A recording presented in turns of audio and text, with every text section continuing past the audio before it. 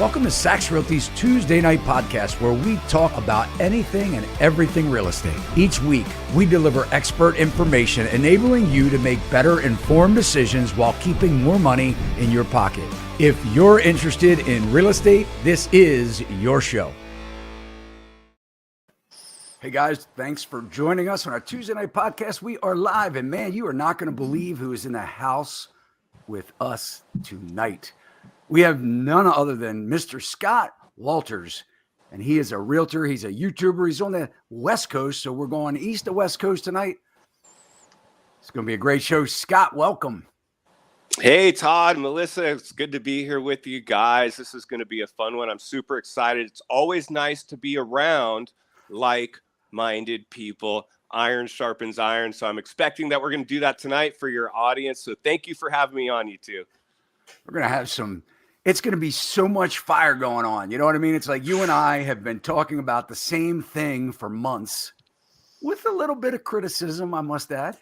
Yeah, well, Todd, that's the name of the game when it comes to the internet. You got to have thick skin around here because there's going to be two sides of the aisle.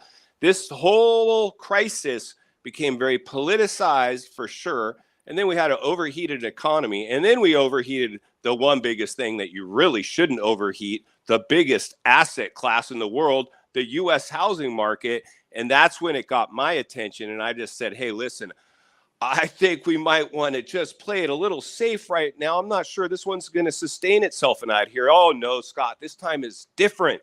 This time, is different. And I just knew that there was no way this one sustains itself. So as much as I love real estate and I love to sell real estate, I'm a salesman through and through. I like to think of myself probably the best salesman in the world. I've kind of adopted this thing through this YouTube of being kind of half real estate professional and half therapist. I'm like the Peter Schiff meets Tony Robbins of YouTube, I feel like these days.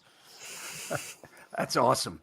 Well, look, man, we're going to dive in. Many people say there will be no housing crash. It's unfolding. It's happening every single day around us. I mean, we're seeing it. You're seeing it. You sell real estate. So do I. It's happening, right? I mean, now all of a sudden the headlines, and we're going to pull up some stuff tonight, some really interesting comments from the economists. And economists are kind of interesting in themselves because, they want to talk this one, kind of dialogue that give us we're going to go over what Bankrate just came out with was like the 5 reasons why the housing market is not going to crash. And I think this was just published like last week or yesterday or something. I mean, right. It's crazy. And, but yet there are a lot of other, news media sources that are coming out saying, hey, look, I mean, a national home builders association saying this is like terrible, right? And for new home sales, and that builders are going to be in trouble, that we're going to see, some more pain. And I think that is one of the things they said directly. But before we get started, and guys, I want to dive in. We thank everybody for joining us tonight on these live shows. Guys, we want to answer your questions, so comment them in. We'll try our best to get the answers you're looking for. And, and I want to say stick around because we're going to talk about, why the housing market is going to continue to decelerate in pricing. I mean, it's going to happen, right? So, we're kind of just starting to see it, but we're going to go over the numbers a little bit. We're going to tell you why this has to happen. And, where home prices have to decline simply because of affordability, but we're going to look at it firsthand. So stick around for that, guys. But Scott, tell everybody about you, man. Tell everybody, what you do, how long you've been in the business, the industry. Just share a little bit about yourself. Well, sure. I'm here in Southern California in a coastal community, a very red hot area. It's like a vacation destination, really, here in Southern California. About an hour outside of Los Angeles on the coastline. I'm born and raised in California, grew up surfing, skateboarding, motocross, very much a Southern California lifestyle type of guy. I have 2 kids, grown teens, college and 1 high schooler left, and really enjoy my life just a lot, And so when the whole crisis unfolded. It was hard for me because I really am an outdoors guy, and I just didn't do well being stuck indoors. And so, like a lot of us, I was, just trying to make sense of this whole thing, and turned on YouTube. And I saw some other content creators that kind of resonated with me. And one of the things that happened, Todd, is, and you can attest to this, I'm sure, when the lockdowns first were initiated, I took a deep breath. I was like, how much money, how long can I pay these bills? Because I was locked at home. I need to be out selling houses and doing business. And then they made realtors as part of a stimulus measure, because we had stimulus programs, stimulus money, and stimulus measures like eviction bans, mortgage forbearance, unemployment benefits. But they made realtors essential workers in a health crisis, dropped interest rates, and the phone just started ringing off the hook. And I just said, wait a minute, this is not normal. And then when the over asking prices I was selling houses basically from the beach, like not even meeting somebody face to face, doing it all remotely. I could have been at the beach. And then I take my internet leads, you're either taking them from Zillow or Realtor.com. And usually about 10% of a realtor's business, if they're servicing and paying for internet leads through one of those big websites, maybe 10% of your business would come from internet leads on average from an active agent. Off the hook. The phone was ringing at just bizarre. That's all I was getting was internet leads, because everybody's stuck at home on a computer, and the narrative was interest rates are low. It's a good time to buy. And so the floodgates open, and for realtors, it was like hitting the lottery, really. It was basically like and then we normalized it. I think a lot of realtors, understandable, but all of a sudden it became normalized. And I was like, wait a minute, isn't this getting a little bubbly? Oh, no, this is great. This is great. And I said, okay. And then I talked to some older agents, older than me, had been in the business for a long time. I said, let me ask you a question. Do you think this is a real estate bubble? They're like, oh, yeah, this is a bubble. The $1 million question was, will it sustain itself? And that's what we're here, hopefully, to talk about today. Does this one sustain itself? Yeah, I don't think so. I think we both know the answer to that. Yep. Yeah, I think you're right. Now the writing's pretty clear on the wall. It's no more a question of, is this a real estate bubble or not? It clearly was. And one of the things I talk about, Todd and Melissa, is on my channel, I used to always say during the height of this buying euphoria, it's really hard to time the bottom of a real estate crash, but it's easy to time the top of a real estate bubble. It's when you see never seen before appreciation rates hit, never seen before highs start to trend the opposite direction. And that's what we've done. We've identified the top of the biggest real estate bubble ever recorded in history. Absolutely. Well, we're happy to have you tonight, man. We're going to dive in. And Melissa, say hello to everybody. Hi, everyone. Another Tuesday night, Scott Walters. We are so thankful that you are here. Super exciting. I love your channel.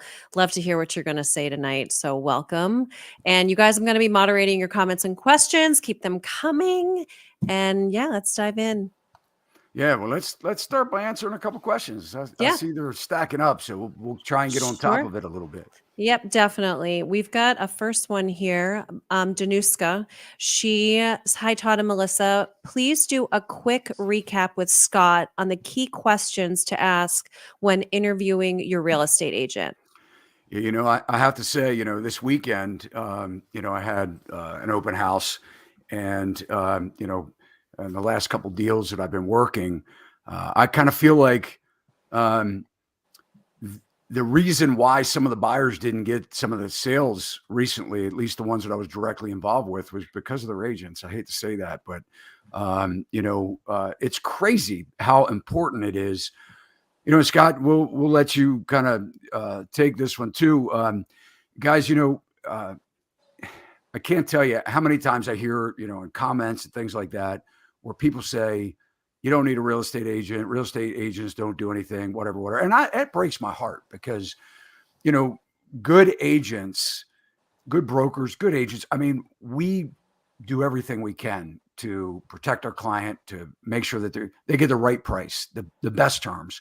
And, that they don't get themselves in trouble, at least in the beginning, right? I mean, we certainly can't help if somebody loses their job or things in life change and, things happen down the road, but, we become some of our clients' best friends and extended family. I mean, that's how important we are. And, so Scott, this is a big question that we get. And a lot of the comments that come in, they're saying to me, what should I do? This is my agent's not getting back to me. Or I feel like they're not negotiating my best interest, or they're telling me that I have to be $50,000 still over list price. Scott, what are some of the ways that you advise people to interview agents, and how do they make the right choice? Well, it's a really good question. Is first of all, let's not sugarcoat this. Agents got spoiled in the real estate bubble, and we had a lot of stuff fall in our lap. So a lot of clients will feel like they're not getting a personal level of service because we're overwhelmed. We've got all these clients over asking price. It was like shooting. I always said, I mean, a 10-year-old could have sold a house a year ago. It was that easy to buy, to sell a house. We were starved for inventory.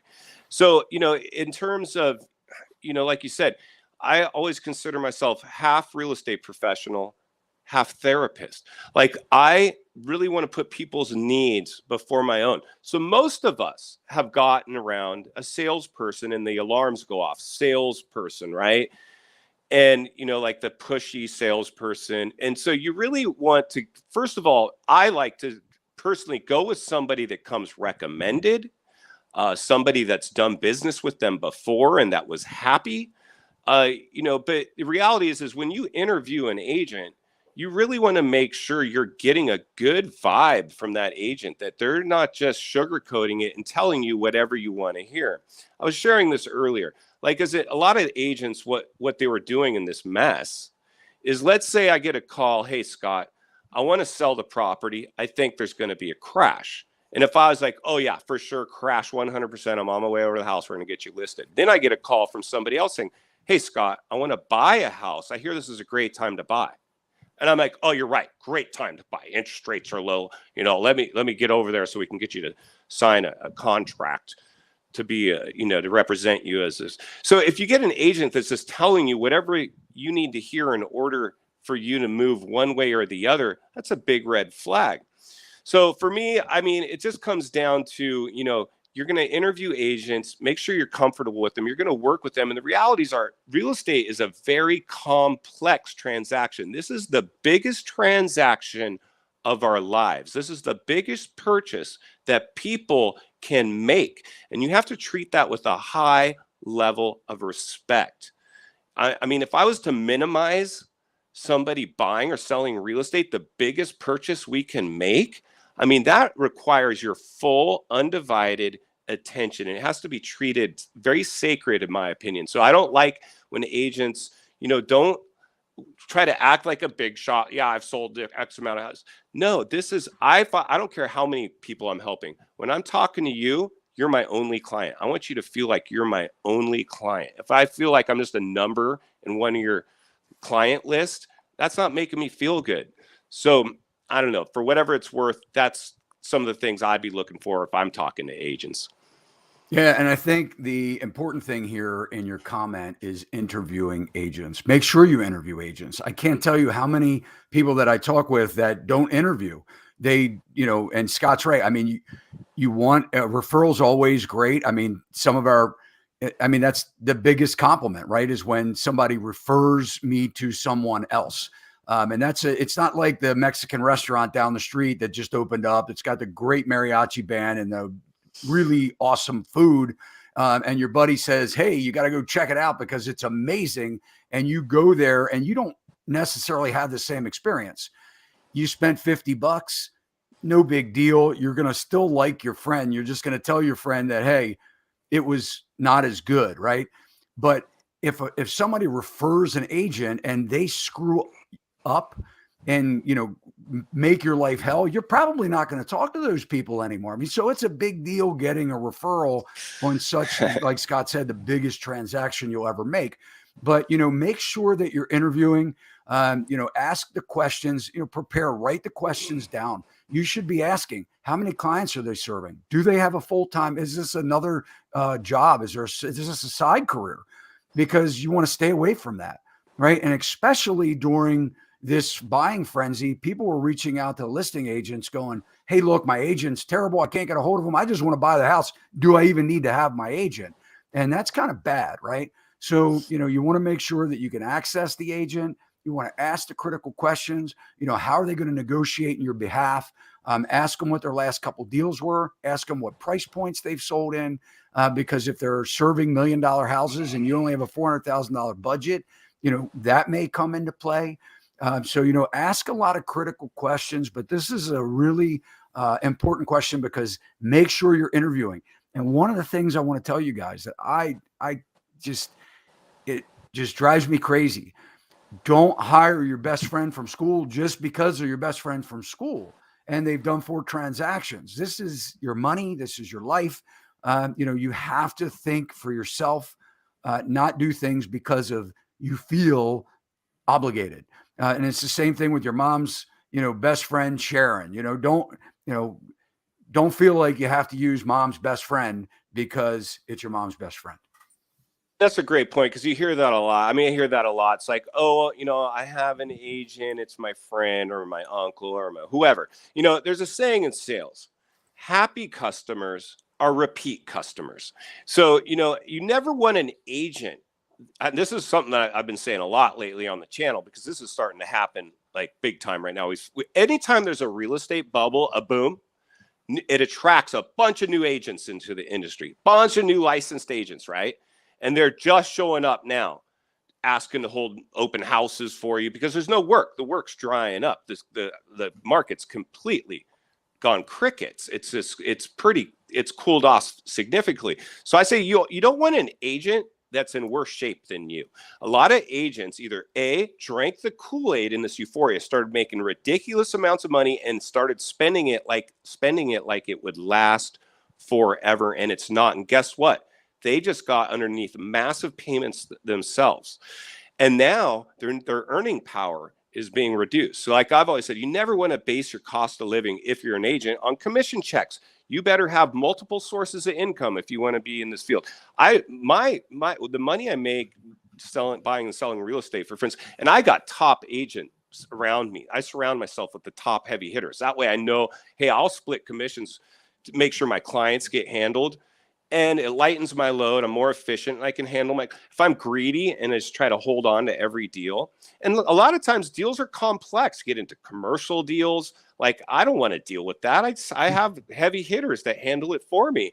And I make sure my customers' needs are met. I put my customers' needs before my own. That is the number one thing that I do. And it's rare you're going to hear a salesman say that. I'm saying it to you. This is very, very important.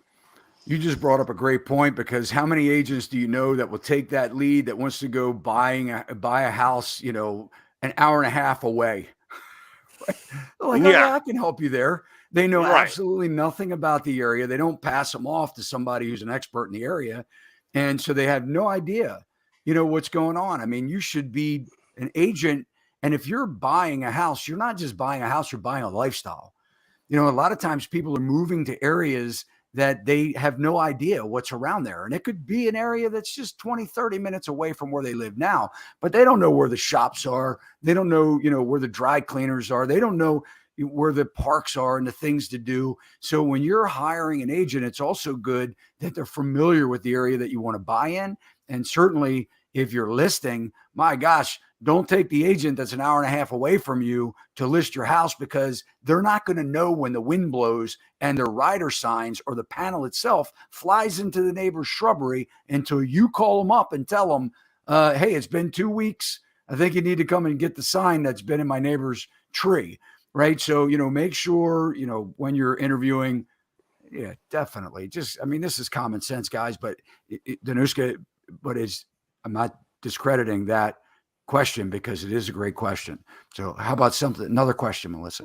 Sure. And I do want to say something else about a quality agent, because we've talked about this before. Just like you would do the research on a doctor or a lawyer or a dentist, I mean, you should have a quality agent that you feel comfortable with, that you can, go to. I think it's extremely important for life. Yep.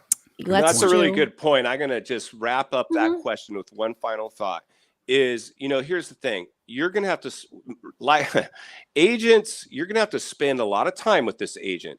So make sure you have chemistry with your agent, right? It's like you wouldn't want to be married to somebody you don't have any chemistry with. You're going to be married to that person for a while, and it can get tricky, So a good agent's going to be able to make you feel safe, feel comfortable, make sure they've got your best, because you're going to be signing so much paperwork, you're going to go blind. You will just be signing at the end. I see it all the time. They just go blank and they're just signing. So you really want to make sure you've got chemistry with the agent. And like Melissa said, it's the same thing.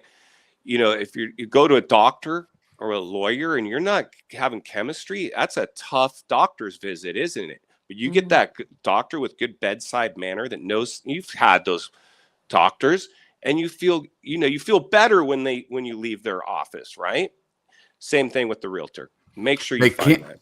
And they can't freak out when you freak out, right? So sympathy and empathy are two different things, right? Right. So, having sympathy with somebody is when you're, down on the floor crying with them, right? I mean, having empathy is when you see them on the floor crying and you pull them up and say, look, I understand. Let's keep moving. Let's keep our eye on the prize.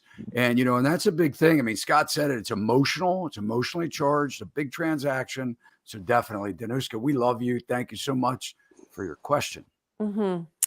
We've got this one from Makiso Extra. Hi, Todd, Melissa, and Scott. Could you cover how to know if a property is overvalued? If previous price history has been deleted or not available, or comps are not available in the area? Yeah, I mean, that's a good question. Even when comps are in the area, you can't go back 6 months now. I mean, it's, you need to be looking at recent sales in the last 30 days, 45 days, because, and look at actives. I mean, we just had a podcast with an appraiser, and you have to look at the market trends of the neighborhood. So if you can compare that price of the property you're looking at with the other area, houses that are for sale, active for sale, you can start to see whether the trend is going up, flattening out, or going down. And days on the market is going to tell a lot.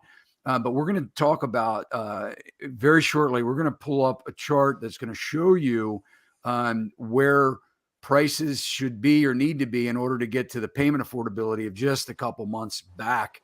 And so. Scott, do you want to emphasize anything on this? Yeah, absolutely. So yeah, I noticed that a lot too. A lot of times you'll try to look up its sales history to get a temperature check of what this property's been doing. Let's not sugarcoat it. Everything's overvalued right now. So, you just know that everything you're looking at, there's a good chance experience crazy appreciation, unorganic growth due to stimulus money. And just, we got way too euphoric with the housing market. So one of the things that I think is really important to understand is real estate. You've probably heard this. Real estate's local. Every market's going to behave a little differently, right? So not every market's the same. Some had huge appreciation. Some are already in a free fall. Everybody's behaving a little differently. But the realities are everybody experienced this real estate bubble. And it was only because through the crisis, trying to save off a recession actually put us into one, because we doubled the amount of money in circulation with all the stimulus. So we overheated the biggest asset class in the world, the US housing market. So like you said, if you pull up price history, a lot of times as an agent, if I take a listing and I get you stuck on the market, I might recommend to pull the listing off the market so we don't show those price reductions. I always say the kiss of death in real estate is showing price reductions, chasing the market, stuck on the market. And we're seeing a lot of that right now, right? Getting mishandled by an agent. Question one. Let the seller set the price, let them set it because I needed the listing, and then I'm now showing price reduction after price, chasing the market. Like I always say is if you want to get, you better price right, because I need to get every eyeball in town over anybody that's left in the market buying.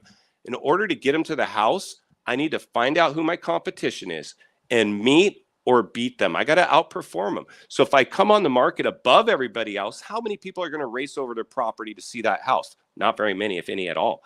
So that's the thing that you'll see. So a lot of times it's a little trickery, or we might pull a listing off the market to avoid showing those price reductions, then come back on later at our new price. So yeah, there's a lot of times the sales history is missing. You just know everywhere is overpriced right now. Time is probably on your side. It's a battle against interest rates. We understand that. You know, interest rates go up, your purchasing power goes down. Now it's this delicate dance. We're on, you know, basically on that razor's edge. And so eventually that equilibrium will play out, where the prices are going to have to come down, so demand will start to get stimulated again. It's going to lag, because this isn't, you know, the crypto or stock market. This is a real estate transaction. It's going to take a while. It's a big asset.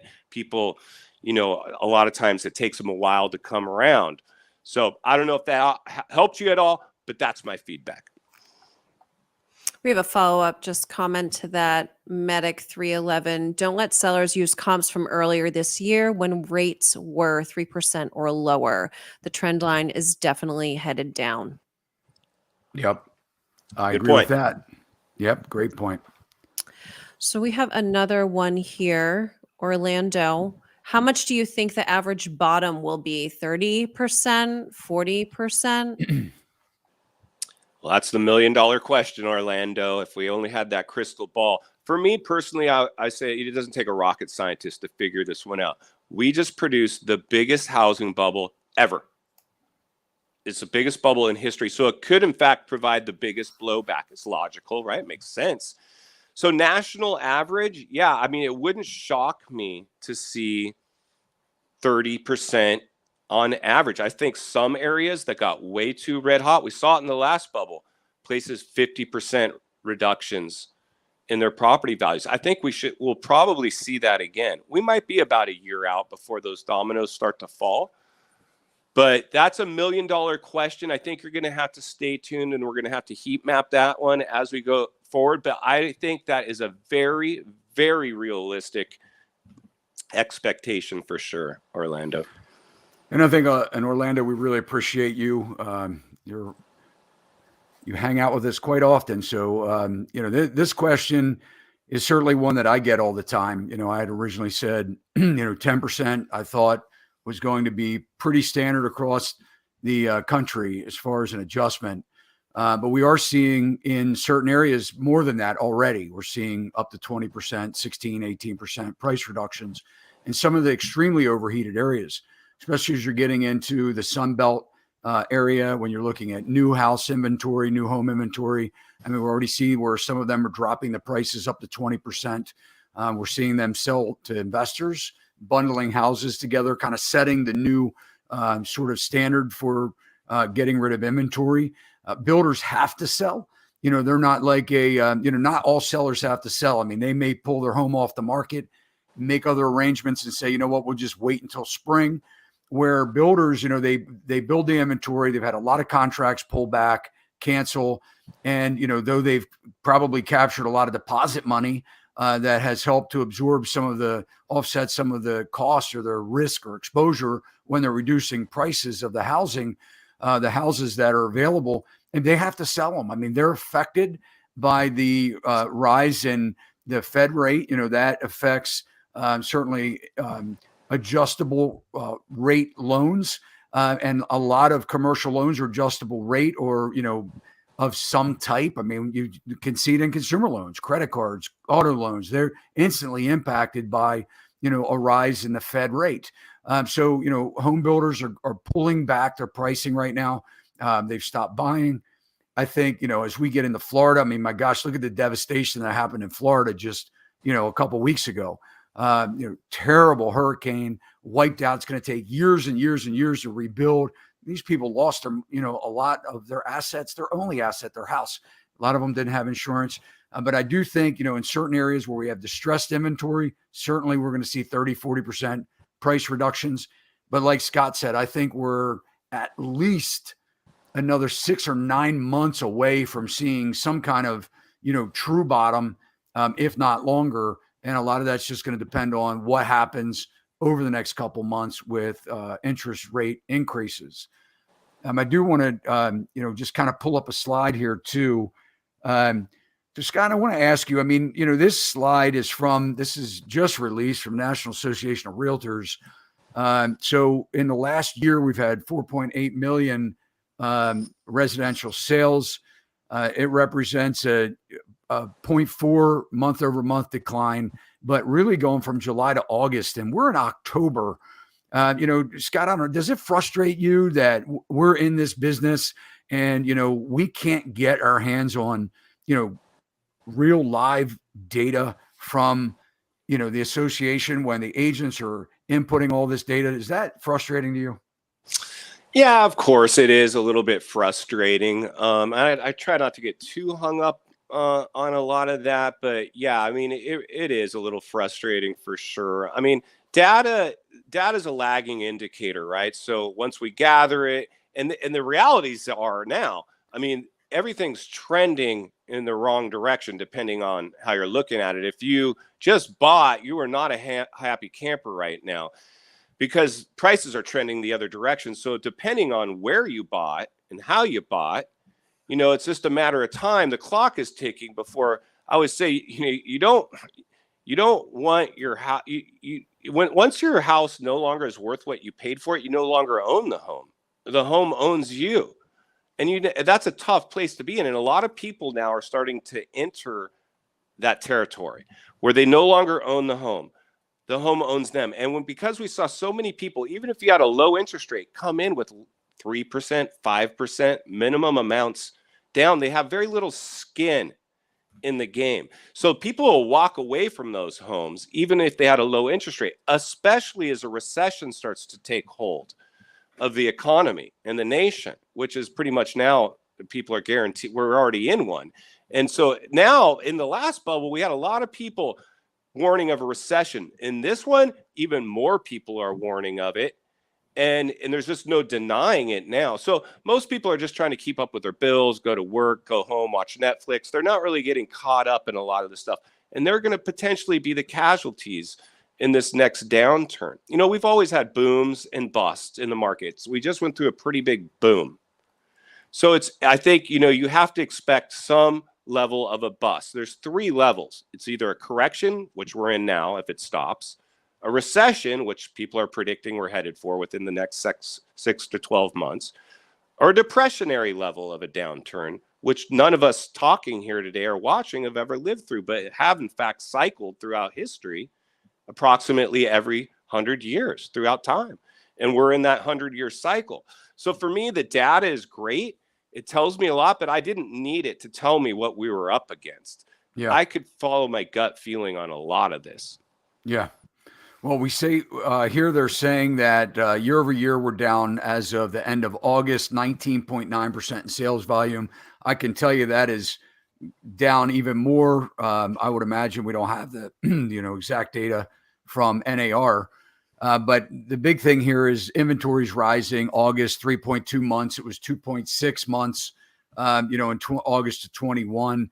But importantly, here locally, and I don't know, Scott, if you're having the same thing in California, but I can tell you, months of supply, we can just talk about that for a minute. Here, this is the Mid-Atlantic region.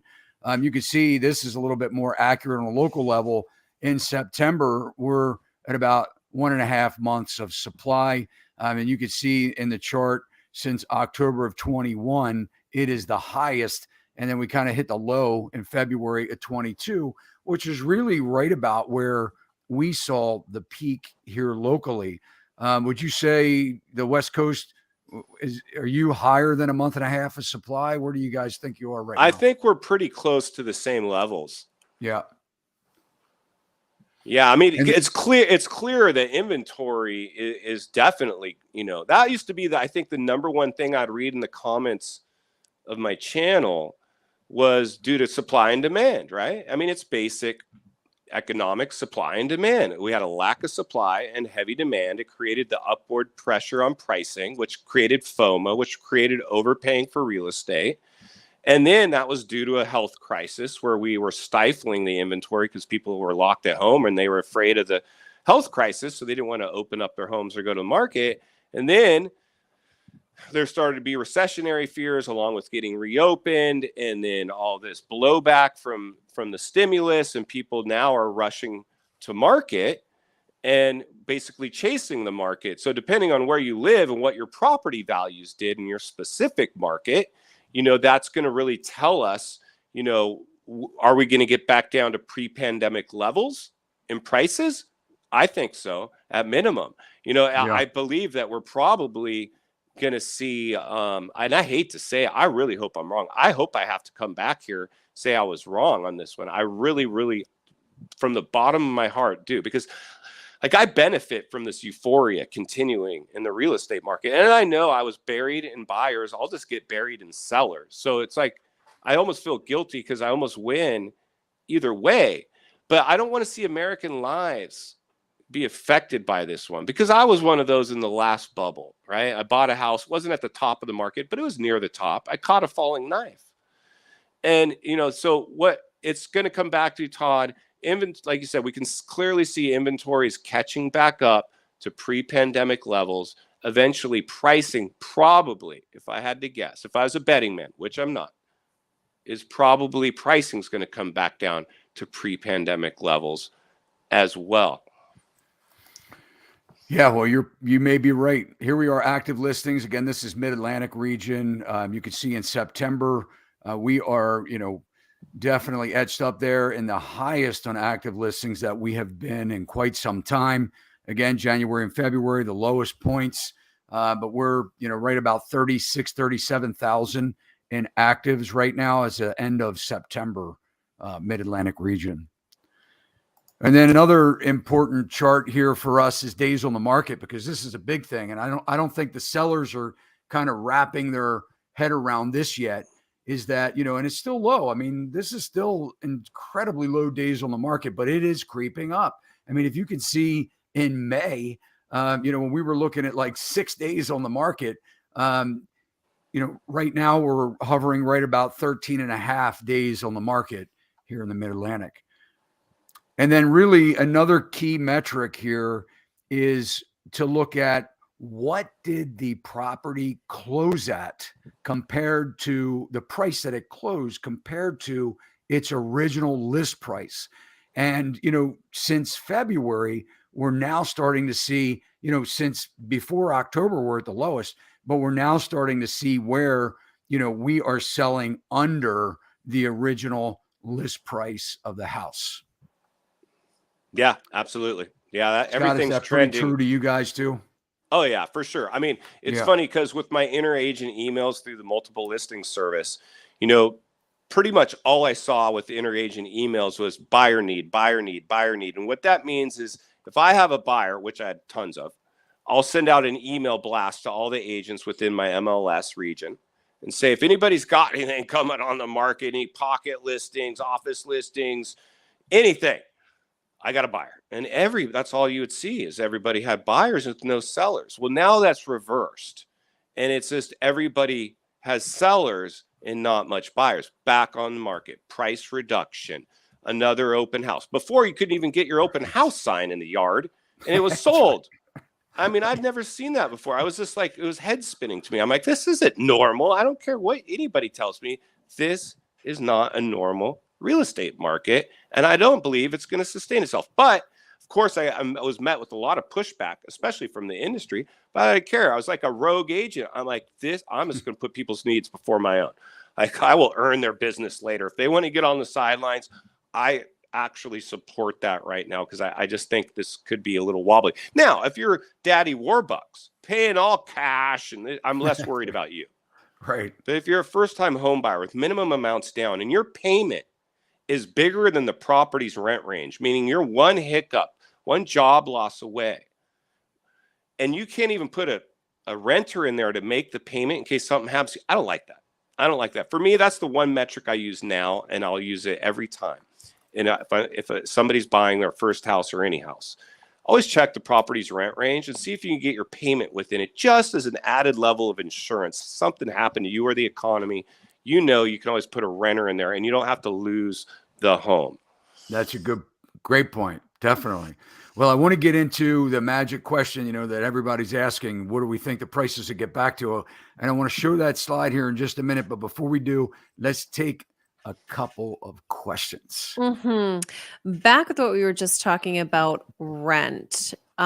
Nick Capron, do you think rent prices demand will limit further price declines? Todd? Yeah, I don't. I don't think that I don't think that the rent prices are going to, if you're talking about affect the sales prices, whether it prevents sales prices from coming down, I think the answer is no, because some sellers still need to sell, and they're trying to marry that, find out what that, price is to actually get the buyer to bite. And, I don't think that has anything to do with the rental market. I think that there are a lot of people that can't buy. They've been knocked out. But I don't think that the high prices for rent, the shelter inflation, is going to impact or limit the reduction of the sale prices of homes. I think that they're still going to decline. Yeah, I mean, for me, this is a tricky one on one hand, because I believe we have to throw the playbook out of the window on this one. I believe this real estate bubble is unlike anything we've ever seen in our lifetime. So I know I've heard a lot of reports where, rents will still remain, pretty like, pretty safe, or, they won't do much, and rents will always go up because if there's a foreclosure crisis, then people need rentals, blah, blah, blah, blah, blah. I think you throw the playbook out on this one. And one of the reasons I say that, multiple reasons really, is that, so first of all, if you remember, typically what happens to people if they start losing their jobs, they start losing their rentals. And then you have vacancies. And if I'm a landlord, I have multi-tenant property. And in the last recession, I had empty units, and if they can only sit empty for so long before I had to start dropping my prices. And I always say that, like right now, if you're selling your house, find out who your competition is and beat them. So I would find out who my competition was in the rental market and beat them. So a lot of times you would see, remember that? And I already saw some listings doing this. First month's free. Oh, yeah. In multifamily, right? 100%. Yeah. So you're already seeing that. If it was such a strong rental market, who would be offering first month's free? That shows 3 months free. Yeah, up to 3 months free. No credit check, or, no deposit or whatever. So, it's craziness. And so, that when you mix in with the amount of people that drank the stimulus Kool-Aid on Wall Street and the builders that overbuilt, they're just now delivering units into a stalled housing market. They're sitting on inventory. What are they going to do? They can't sit on it forever. They're going to go bankrupt. It's going to go back to the bank. Yeah. I think, I agree. I mean, I think that the prices are going to decline. I don't think that the rent prices are going to affect the housing prices or prevent the housing prices from going down. I think housing prices are going down. And I think you're right. I mean, multifamily rents certainly will drop, I think. I think that your single family homes, I think that price would be stable and will increase, because a lot of people want to get away from, if they can't buy a house, they want to live in one, so the apartments, I think that they will want to get into the single family rental. But I think if we've learned anything, Melissa and Todd, in this crisis, expect the unexpected. Yes. Hope for the best. Prepare for the Plan worst. for the worst. Come out somewhere in the middle. That way you're not like a deer in the headlights. Because personally, this is a very unique, never seen before bubble. It's created the perfect storm to deliver a recession. Now it becomes, how deep of a recession will it go? We haven't even scratched the surface on commercial real estate. You know how many empty stores I see, and Amazon and all these people laying off people, dumping commercial warehouses? That's all tied to banks. Yeah, you have Amazon. They're canceling. They're shutting down warehouse distribution facilities. Right, they're shutting them down right before the holidays. You have FedEx that is closing offices, that are grounding planes, right, just before the holidays. I mean, we are coming into the retailers' biggest time of the year, and there's already all kinds of reports where, 74% of the people polled in this survey, said that they're not going to travel over the holidays because they can't afford it, or they're cutting back their costs, or, not going to do as much Christmas shopping. This is already being said. How about the big box stores, Todd? The big box stores that are sitting on inventory from last season. Yeah. And they're stuck with it now because they're thinking, because there's the supply chain issues. They couldn't get it in time. So they were unable to deliver it into the stores. They sat on it, went out and leased warehouse space or containers around the back of the big box store, thinking they'd sell it this season, but now there's a recession. So they're stuck with that. There's like a recipe for disaster. You got to fill the playbook out on this one. They bought all the stuff that we no longer need. Right. Or are willing to buy. I always say, as a salesman, as a trained salesman, I know this comes down to the psychology of sales, the psychology of people. And guess what happens to you or me, even when we're financially fit in a recession? We recess too. Why? We stop spending. Because everybody else is. Oh, this gas is cheaper. I'll go wait in line over here. So I could avoid paying 40 cents a gallon more over there. Why? Because everybody else is. I just had a conversation with somebody, right? So, I have an Airbnb, and we're getting ready to, launch. But anyway, so I had somebody reach out to me because a lot of people know that I have one now, and they said, so I want to rent your VRBO, and that's the first thing.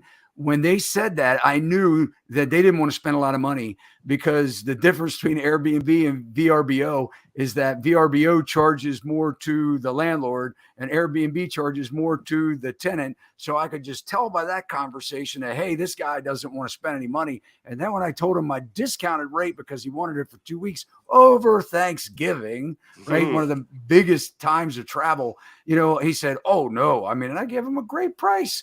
So people are, and this, I know this guy has plenty of money. I mean, we're not even talking about whether he can afford it or not afford it, but it's just people of all income brackets. Yeah, you raise a really interesting point for me, Todd, and I hope the viewers, maybe they'll chime in on this one as well. Like for me, I'm really fortunate this go around, at least, knock on wood. I mean, my quality of life's great. Like I can absorb these food and gas prices. Do I enjoy it? Not necessarily. But in the last recession, it wasn't the same story. I remember eventually tightening my belt. Now, I won't lie. If I'm driving the streets and I need gas, if there's the place with the cheaper gas is available, I'm going there. If I'm in the grocery store and I see a sale on a certain food item, I pick it up. Like my trained eye. So even though I could afford to go do whatever I want, eat out every night, I don't do that anyway, because it's just not smart. I mean, people didn't get rich by overpaying for stuff. You got rich by being below your means, not above and beyond your means, creating some illusion of wealth, burying yourself in a debt because you're measuring your insides by other people's outsides. Well, if I had that car or this house, I'd be happy too. And then you get it, and now you're just a debt slave. So, it's really interesting because, like you said, like so far, and it's only because I really sat this one out. I really got on the sidelines and I said, I don't know. I don't trust these markets right now. And if I help people in these markets, I'm going to let them know what I really feel, especially if they ask. I'm not going to lie to anybody. I'm going to put their needs before my own.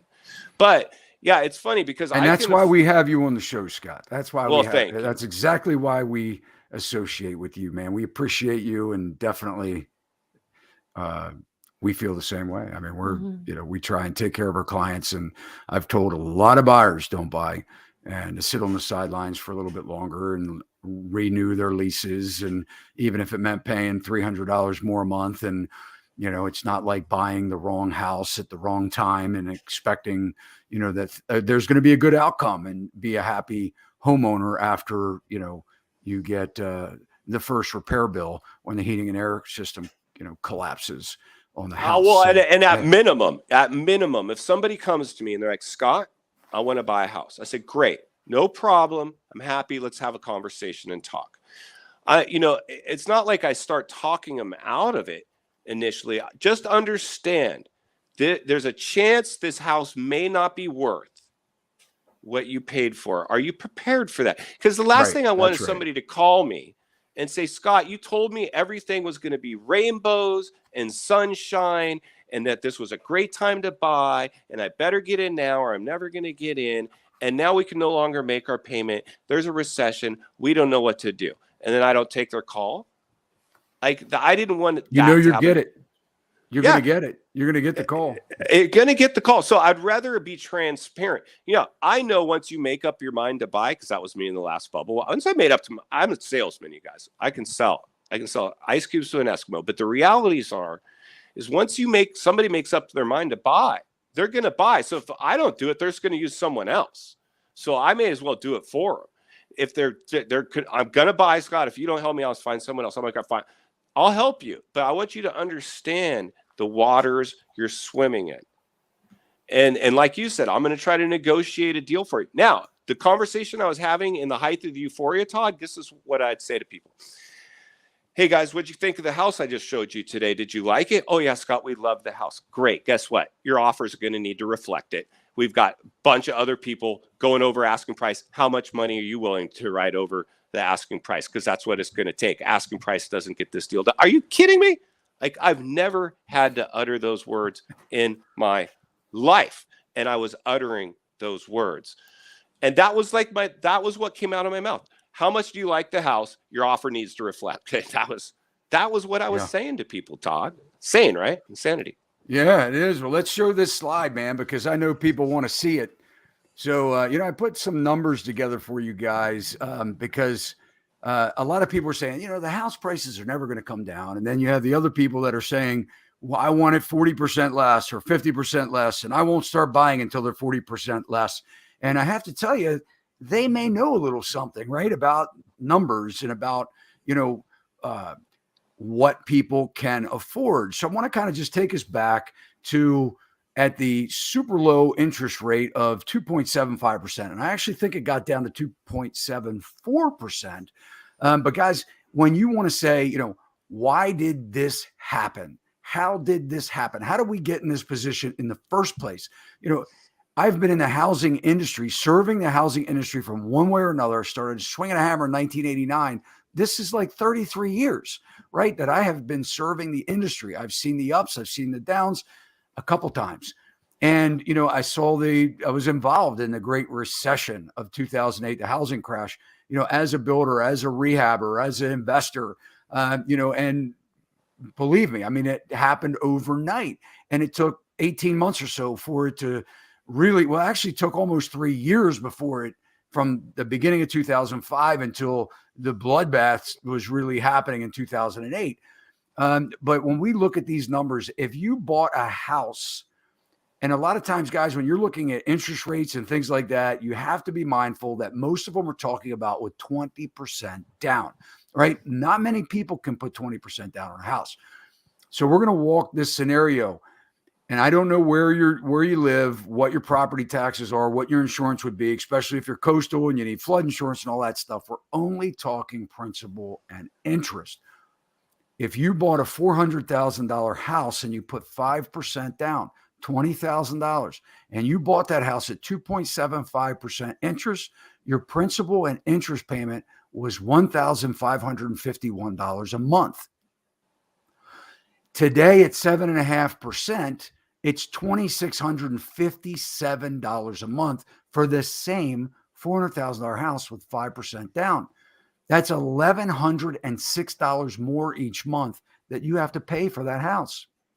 Now, the sales price today, in order to hit that $1,551 a month rate that you could have gotten at 2.75%, that house would have to be $235,000. You'd put 5% down, $11,750. Your principal and interest would be $1,560 a month. Guys, that's 41% less. That house today at $400,000 would have to be to make that the same affordability as at the low of the, lowest point of the 30-year mortgage rate. Scott, why did we let this happen? That's the $1 million question, my friend. I don't know if this was, it's clearly, for lack of a better choice of words, market manipulation. We manipulated the U.S. housing market. And then we did, if you remember during the crisis, you heard a lot of YouTubers and economists that were at least given real talk. They kicked the can too far down the road. Now, I understand there, when you drop the interest rates before prices went through the roof and they made agents essential and dropped the rates. Maybe if you timed it within those first few months before prices just went crazy and you locked in that small rate, you have maybe a little more wiggle room than somebody went above and beyond appraised values at these new euphoric highs. But how we got into this mess, my friend, is our federal government left.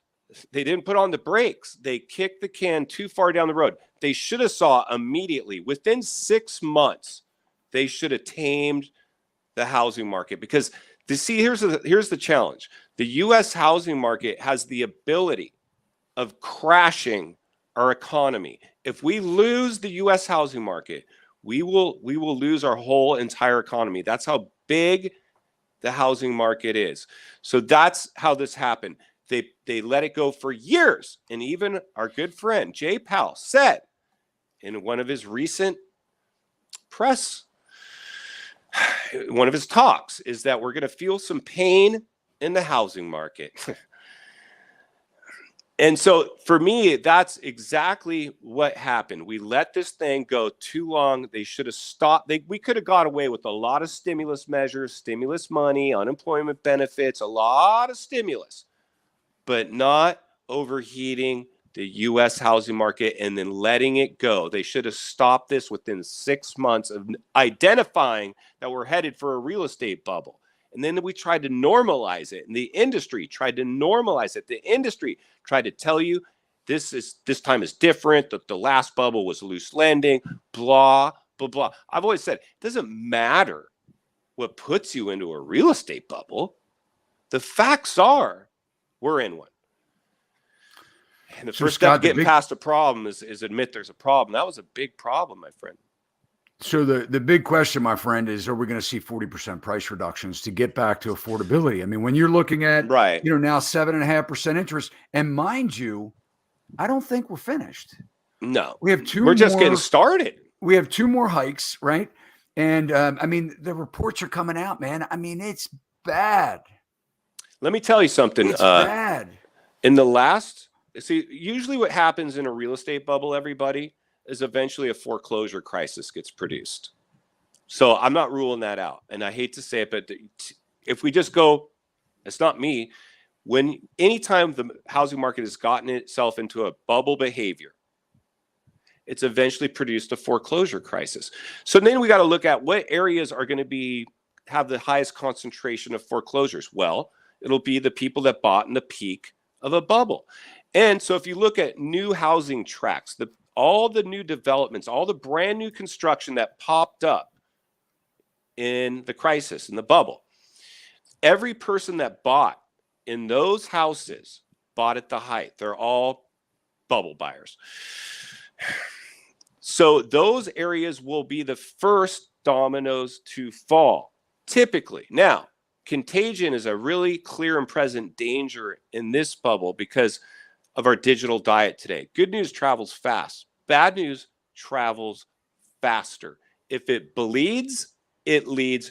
Mainstream media doesn't care about you or me. They're going to report on what's handed down from newsrooms, not forward thinking, critical thinking like maybe we are here today, get in front of this thing, right? So certain areas will, in fact, be crushed. You might not want to touch those areas with a 10-foot pole because they're not going to have a good look. In fact, like in Detroit, Michigan, I'm pretty sure in the last bubble, you could get free homes. They were giving homes away just to try to get people to move in because they were getting this graffitied and taken over as crack houses. That's how bad it was. They were practically giving away homes for free. So to hit 40% price reductions in certain areas, that's it's needed. You just gave us the chart that shows the affordability index based on today's mortgage rates versus what they were have to come back down to those levels. Now the question is, does a foreclosure crisis put fuel on that fire? I don't know. Yeah, well, that's the biggest, I think that what we hear the most is how different it is from '08, right? I mean, I'm so sick of hearing that, aren't you? I mean, okay, so you can't have another downturn or a bad downturn. We've had the biggest acceleration in home prices, home values that we've ever had in the history since we've been tracking it. So if you would think that it's just because of that, it's going to go up. The only reason it went up, you said it, stimulus, right? We pumped money into the system, whether it was a business that got PPP money, whether it was, this $600+ for, however many weeks stimulus it was for federal unemployment, or, whatever it was, wherever it came from, or the, 3 stimulus checks that were issued, or however many it was, to the low, cheap, free money, right? I mean, look how many people went in debt. They're turning their car keys in. We know that. That's already happening. People are just dumping their car loans because they can't afford them. People are financing their groceries right now. And then people want to come on and say, oh, you guys are just crash reporters. You're just, you're just spreading, you're fear mongering. You're doing all this. No, what we're doing is we're talking about reality, which I think we need to kind of talk more about reality. So like you said, I think that we need to, stop the BS. I'll tell you, bank rate, and they're in the industry. Okay. I want to kind of just, pull this out a little bit. And guys, we have a lot of links. You can find Scott in our show notes. Cruise over to his YouTube channel, show him some love, subscribe to him. He's fantastic. He shoots straight, good information. But let's just kind of talk about bank rate here for a minute. So I can't help myself with this, right? So they posted the 5 reasons why, and this is just, I don't know, a couple days ago, may have even been today. I don't know. The link's in the show notes, but they're economists, and we had them on our show and asking them questions that I don't understand where they get this information from. But I just want to kind of go over the 5 reasons that Bankrate says we're not going to have a market crash. Here we go. Number 1, they say inventory is still low. Yeah, what does that have to do with it? Yeah. People can't afford it. Yeah. Well, even with, this is another great one. That's a great one, because even with the limited supply that we have, it's outpaced demand. So even with limited supply, we've outpaced demand. So that I shot a hole through that one, I believe. Yeah. Well, let's check out number 2. Here we go. Builders didn't build quickly enough to meet demand. Okay, guys, builders, their sales centers are pretty empty.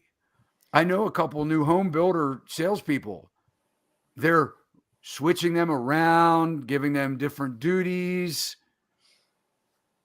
People are walking away from their contracts. It's all over the news that home builders are backing out of their contracts to buy land. Well, the other thing is that this was a game of musical chairs. They're stuck in production. They're in a race against time. They're building homes to deliver them into a no demand market.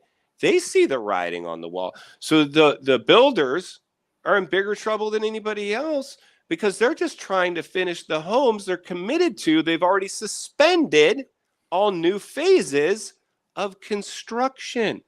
I mean, are people just not getting this? I mean, you think these smart people would be smarter than us, Todd? I don't get it. So listen, so it gets better than that. So I found this article on Forge.com today that says the headline of this article: housing market recession. Home builders warn collapse is unsustainable and prices could tumble another 20%. Bankrate just published one of the reasons why the housing market won't crash is because of builders. They don't have enough inventory. Here's another one for you. Home builder confidence plunged for a 10th straight month. I got news for you. This is from the National Association of Home Builders. Okay. Home builder confidence plunged for a 10th straight month in October as rising interest rates continue to weaken housing demand. prices may be on the brink of collapse. This is from the National Association of Home Builders, guys. Come on. But yet Bankrate says number 3, that the housing market won't crash because demographic trends are creating new buyers. Yeah, it's so interesting because there's really two sides to the aisle here, right? And that's one thing we've learned in the crisis, this whole wacky political climate, so politicized everything now, more politicized than any time in history, right? And there's two sides of the aisle on all these big, and so they've politicized this as well. And, you know, it's so funny because, like I always say, you don't want your highs to get too high, your lows to get too low. Try to stay somewhere just level-headed in the middle. Acknowledge the elephant in the room. Historically, anytime the housing market has displayed bubble behavior, which it clearly did, they've crashed. So to anybody to say, no, this time is different, no crash risk, I just have to politely disagree. Now, am I cheering for a crash? No. And I know, like you said, I've seen in the comments too, you're like a broken clock. If you say it long enough, eventually it's going to happen. Well, listen, I didn't need this to happen. And I've always also said, as soon as mainstream media gets a hold of it, it's the nail in the coffin. Mainstream media's got a hold of this thing. It's the nail in the coffin. This one plays out. So, you know, that's just I didn't make this stuff up. I'm just like the rest of everybody else. I just had the guts to come on to a platform and say it in a way that made enough sense that people, you know, thanked me later and said, you're right. I can't tell you how many emails I get. Scott, I've had people send me money, gift cards for saving their financial life. Like, I mean, it's crazy. And I've had other people, I hate you. You know, the house I want to buy now is even more expensive. I've gotten those emails too. So it's two sides of the aisle, right? You can please some of the people some of the time, but you can't please all the people all the time. You got to pick a side, my friends. So marketwatch.com, I like this. They reported on 10/17. That was yesterday. When will the house prices drop? These economists say prepare for a prolonged slowdown and big declines in home values. By the way, guys, in our show notes, we've got the links to all these articles. And Bankrate says number 4, the 5 reasons why the housing market won't crash is because lending standards remain strict. And this is the one that makes me want to throw up the most, because this is why people say, well, we won't have another 2008, or we won't have a market crash, or there is no housing bubble, because we have different lending standards. Okay. No, we don't. People can't afford the homes at these prices. It doesn't matter what the lending standards are.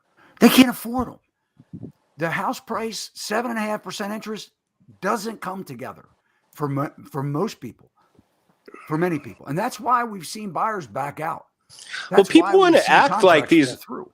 The other thing, Todd, is people want to act like somehow today's loans are much different than 08's loans. No, they're not. Adjustable rate mortgages are being not only written right now, they're being pushed. We're seeing buy downs of rates for 1 year. What are you talking about? That's like giving somebody a time bomb, a ticking time bomb. We're going to buy down your rate for the first year. Oh, that's great. So I'm good for a year. What happens after that? I'm screwed. So I'm seeing commercials from these lenders now offering to buy down a rate for 1 year. Like, and then there's people like cheerleading saying, yeah, because when the Fed pivots and they're going to drop rates, you'll just be able to what if they don't? That's a pretty big gamble, in my opinion, friends. I have had people, loan officers, that said that they wanted to actually, podcast with me, have me on their shows, get together with me, have a talk, whatever. And they said, but they gave me the answers to the questions that they want to ask me. Like, is there going to be a market crash? No. Is there, I mean, this is insanity, right? I mean, yeah. First of all, you couldn't pay me. You could not pay me. Yes, I don't even care.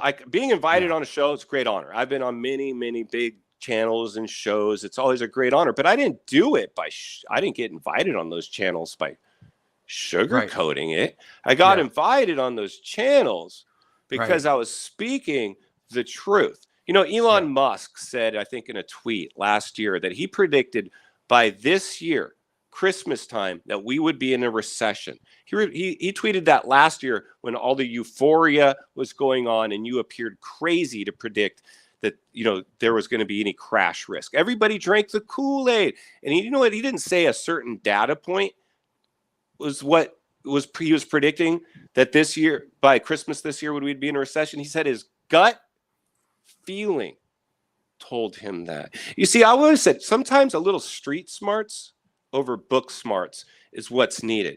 You know, I've never seen anybody too dumb. Let me rephrase. I've never seen, actually I had it right. I've never seen anybody too, I've got so many cliches, it's hard to keep track of them all. Never seen anybody too dumb to be a success. But I've seen some people that were too smart. They thought they knew it all. Have you ever met a know-it-all? They could beat the system. Yeah, I know it all. I don't need you to tell me. I'm smart. I went to Harvard. I got degrees. But those are the people that are walking you off a cliff now, like the reports that you just said. These are degree-holding economists trying to tell you this time is somehow different. And every crack now is being exposed. One by one, the dominoes are falling. Eventually, they're going to say, I knew it the whole time. You know, they're going to try to pivot and tell you somehow they knew it. And Americans, they'll buy it. They'll just buy it and start following them off the next cliff. You know, it is amazing. But before I go to that thought, number 5, why they say that the housing market won't crash is foreclosure activity is muted. Well, we know why it's muted, right? So if you prop something up long enough, you may forget it exists, right? But one day the problems or the issues resurface, right? The problem that we've done now is we've magnified everything, because now if somebody hasn't been paying their mortgage payment and they've been propped up with the rate of inflation, they can't afford anything anyway, because everything else has gone up too. Groceries, transportation, the necessities of life, utilities. I mean, utility bills through the roof, right? So, what were we talking about? I had something I wanted to say. It was right before that I got into number 5. Yeah, no problem. So, yeah, I mean, I'll fill in the gap while you see if you can recall it. But, it's really curious to me because, we're at the front end of a recession. So not everybody is throwing stuff overboard yet, right? And, so a lot of people still can handle their bills, but it's slowly shrinking, right? It's slowly shrinking. So slowly this thing plays out. Now, I will say this, and I think I might recently, if not, I have one ready to release a video about this. I believe we're headed for, in fact, something like we've never seen before. At least I'm not ruling it out. A flash crash. I believe that this thing could be this was the fastest bubble ever that we've had. So the fastest crash should not be ruled out. This is a really the reverse course is like virtually overnight on this one. And the funny thing is, Todd, I will say this as well, because I want to give credit where credit's due to you and your team. Because it's not easy as somebody who works in real estate. See, it would be different if we were just some kid on the internet that doesn't work in real estate, being an alarmist. Okay, well, then you could call me an alarmist. No, you benefit from this euphoria continuing. Yet you're here because you're a grown man and you've been around for a while. And you don't need this market to continue. Will it benefit you? Sure, but you don't necessarily need it to. And you're still sounding the alarm and ringing the bell and reading between the lines and looking between the cracks. And that's why you've resonated with your audience, because you're like, here's a guy that works in real estate. And he's actually warning that there might be some blowback from this overheated housing market. I mean, that's why I think that's one of the things about us, because we're licensed realtors. Warning people. Like, what do you do? I've had people, what are you doing, Scott? You're warning people. You're a salesman. You need to sell, sell, sell. I'm like, I'll earn people's business later. In fact, I'm doing more business than I ever have because people trust me. They've trusted me because they know I'm not just some salesman telling them what they want to hear. I'm giving it to them straight. So congratulations on doing that. I mean, and the realities is that this market might not crash. It comes down to percentage of likelihood. And the percentage continues to grow. We will be here to serve you because I have a feeling we're going to talk to people how they're potentially going to keep them out of foreclosure.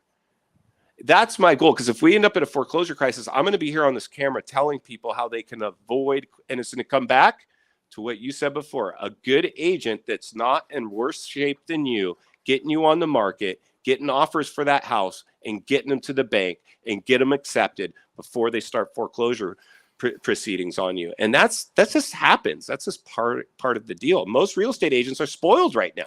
They don't want to deal with the hard transaction. Well, you're right. Yeah. And Scott, I remember what I was going to say. So what I was going to say is, eventually you hope that, as you're going through business through the years, I mean, we've been around for a while.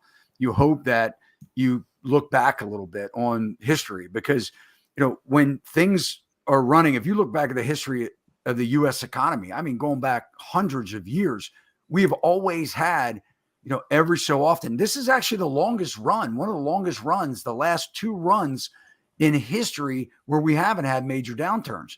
But that doesn't mean that they don't come, right? Before it was every couple of years, every 2 years, it was a crash, it was a panic, it was a downturn, it was a depression, a recession, a pandemic, of some type. So the fact of the matter that we've ran as long and hard as we have, and the prices have gotten that runaway train, has to tell us, like Elon Musk tweeted about it a year ago, it has to say, look, this can't last forever. And I think that we're here right now. And guys, let's take a couple more questions before we sign off here. Scott, we love you, man. We appreciate you being here with us. Guys, I hope that you found value in tonight's show. And if you have, you can let Melissa, Scott, and myself know by hitting that thumbs up. It'll let us know that you appreciate this content. And we always appreciate it when you subscribe to our channels. It, kind of supports us and lets us know that we're doing the right thing by you. Certainly share us with your friends. That is probably the biggest compliment that you can do to us here on YouTube. But Melissa, let's take a couple more questions. Yep. Just a statement first, piggybacking on what you just said, Medic 311, what is different this time is record inflation with economic contraction after record asset bubble concentrated in just a 2-year time frame. This has never happened before. 100%. Yeah, this is uncharted territory, my friends. This, like I always say, you're right, everybody. This time is different. It's worse. I mean, and that's just the reality, and it's so cool because, for me, I know eventually if we still decide we're going to be doing YouTube, we're going to be here talking about how to buy homes, because, rich people didn't get rich buying at the height of a super bubble. I can promise you that. They got rich buying outside the bubble. And that's why Todd and I are telling you, we'll earn your business later if you want to sit this one out. We're capable of doing that. We've been around a while. We're not relying on commission checks to pay our bills anymore. And we have other income. So the realities are there's going to be so much opportunity moving forward, but only for the people that halfway expected it. Because if and when this plays out, it's going to absolutely catch a lot of people off guard. How do you know that, I'm about to tell you, because it was me in 2008. Yep. Great points, man. I do see a question that just popped up here I want to get to because this is a big one here. And our house isn't selling. We've lowered the price. So we just rent it out, lower the price, take it off the market, put it back on the spring. I want to kind of start first by saying that, and this is to anybody that's listening right now. So that may be a real estate agent or real estate broker that has agents that they're responsible for. Back in the day, and I want to take you back not that long ago, 15 years or so ago, we didn't have the internet like we have now. And I think a lot of agents have gotten lazy with selling.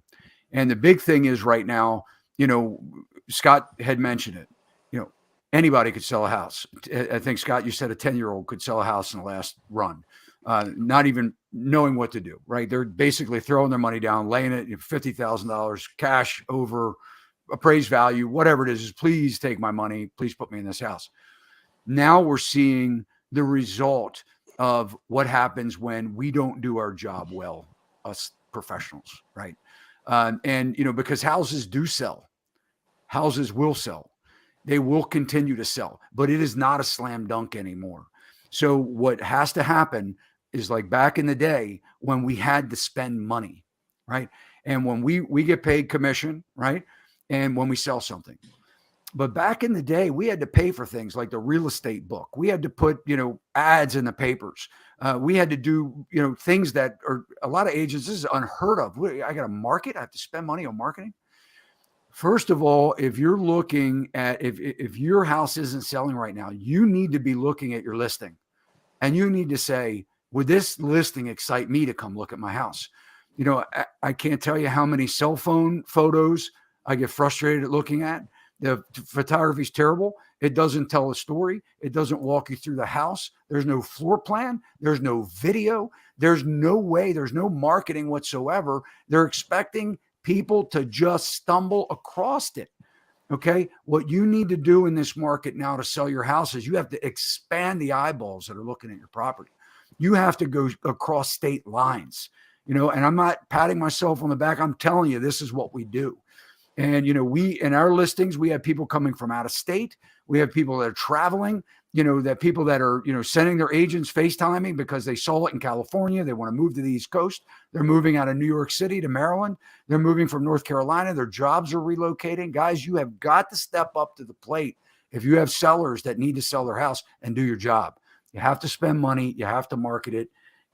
So if you can't, and that was a rant. Guys, I'm just getting cranked up here, but that was a rant. And, the thing is, if your house isn't selling, look at your listing, talk to your agent. What are they doing? Ask them to show you what they're doing. Okay. To sell your house. Well, that's a good point. I can't tell you how many listings I've seen. And I know a lot of our audience has been on Zillow or Realtor or Redfin, wherever you're at. And my trained eye sees it right away. You could sell a house. And when I say a 10-year-old could sell a house, it was just driving my point home, how there was so much demand for houses. Like it was really easy to sell a house. Now a 10-year-old couldn't get a contract signed, but the realities are these, people were taking pictures with their cell phones with horrible lighting and the place would still sell. Those times are come and gone. So if you're stuck on the market, going through price reductions, you're chasing the market, you may have told your agent, I want to be on the market at this price. And they said, fine, I'll put you on the market. If we don't get offers, we're going to have to start going through price reductions. That's normal. No fault of the agent. You maybe have a great agent.